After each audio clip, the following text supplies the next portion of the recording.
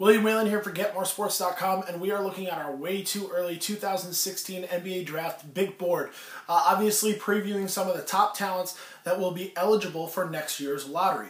Now, one thing before you watch the rest of this video and read the article, we're only ranking American high school players. There's still a lot of questions as to which foreigners will make themselves eligible for the NBA draft, and obviously with intel on foreigners, those kind of draft stocks move so much so quickly that we will obviously dive into that much more next year when the draft rolls around. However, it's never too early to look at some homegrown domestic guys and preview where that they could go in the NBA draft. So let's start at number 1. I've got Ben Simmons coming out of Montverde in Florida. He's going to be at LSU next year. Has been the #1 ranked player in this class for quite some time. Until recently, a guy like Skal Labissiere, who I have at number 2, has gained a little bit of steam.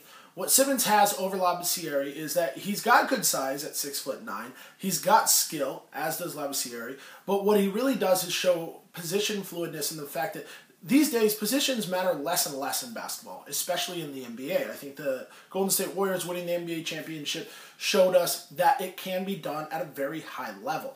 But what Simmons does most of all is he's an IQ guy. He understands the game. Defensive rotations, offensive rotations, when to swing, good shots to take, bad shots to take, angles for rebounds, defensive positioning. He gets the game. And it's really great to see that in such a young player.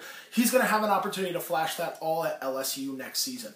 As I said, Labissiere is at number 2, coming into Kentucky, a 7-footer with the ability to step outside, handle, and shoot the ball. Could evolve as a big-time shot blocker for the Wildcats. And I've got Jaylen Brown coming to California, playing for Cuonzo Martin at number 3. He is the most aggressive and physical player in this class. Now, he stands at 6'6", 6'7". He's a small forward, shooting guard hybrid. A lot of people tried to compare him to Stanley Johnson, but I don't think that's an accurate comparison because Jaylen Brown does a lot more off the bounce in terms of pull-ups, mid-range, deep shots than Johnson did at the same age. And obviously, Brown obviously has a little bit of a post-up game to go with him as well. What I do like to see out of him, I would like to see his skill continue to evolve. It's going to be interesting to see how he's used at California to showcase his game for NBA scouts. Check out the rest of my top 5. Check out the rest of my projected lottery. This is a really interesting draft because you have a couple clear-cut guys at the top. But again,